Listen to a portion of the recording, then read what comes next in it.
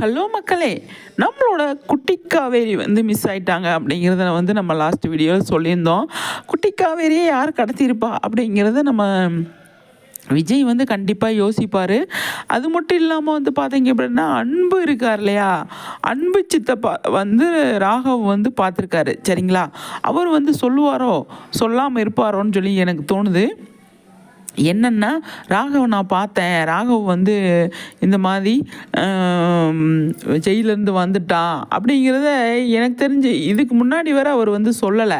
இனிமேல் சொல்கிறதுக்கு வாய்ப்பு இருக்குது. இந்த மாதிரி நம்ம சொல்லலாமா வேணாமா அப்படின்னு நினைப்பாரா என்ன ஏதுன்னு சொல்லி தெரியலங்க. அவர் சொன்னால் மட்டும்தான் விஜய்க்கு வந்து தெரிய வரும் யார் கடத்தியிருப்பாங்க அப்படின்றத கெஸ் பண்ணுவார் நம்ம விஜய் இல்லையா.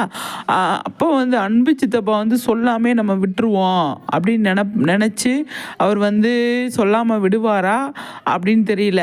கண்டிப்பாக வந்து விஜய் வந்து கண்டுபிடிப்பார். ஏன் அப்படின்னா ராகவ் வந்து எப்படியாவது கால் பண்ணி இந்த மாதிரி உனக்கு ராக மூலியத்தில் வேறு யாராவது கால் பண்ணி கூட குழந்தை இங்கே இருக்குது, உனக்கு என்ன குழந்தை வேணும் அப்படின்னா நீ ஏதாவது அமௌண்ட்டு கொடு, ஏதாவது இது பண்ணு அப்படிங்கிறத அவங்க வந்து டீலிங் பேசுகிறதுக்கு நிறைய வாய்ப்பு இருக்குது. ஆனால் எனக்கு தெரிஞ்சு விஜய் வந்து ஒரு பாயிண்டில் வந்து சைலண்ட்டாக வந்து தாத்தாவும் விஜயும் உட்காந்துருப்பாங்க. அந்த மாதிரி ஒரு பிடிஎஸ் வந்து வந்தது.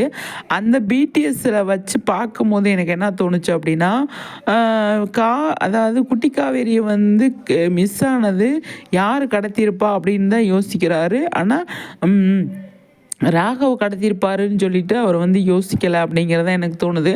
அந்த இடத்துல நம்ம யோசிக்க வேண்டியது என்னன்னு பார்த்தீங்க அப்படின்னா, அன்பு சித்தப்பா இருக்கார் இல்லையா, அவர் வந்து விஜய்கிட்ட விஜய் இந்த மாதிரி அவன் வெளியே வந்துட்டான் அப்படின்னு சொல்ல மாட்டாருன்னு தான் நான் சொல்கிறேன்.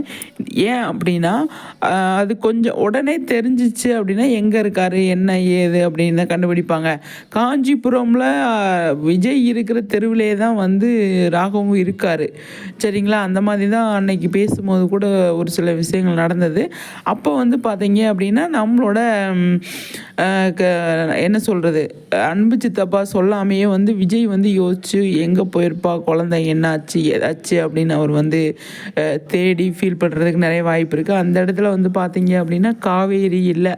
காவேரி வந்து நான் நாளைக்கு எபிசோடில் விஜய் வந்து வீட்டுக்கு போயிட்டு அதுக்கப்புறமா வந்து ஸ்கூலுக்கு போயிட்டு வீட்டில் வந்து காவேரி எங்கள் குட்டி காவேரி இல்லை அப்படின்னு தெரிஞ்சுக்கிட்டு அவங்க வீட்டுக்கு தான் போயிடுவாங்க.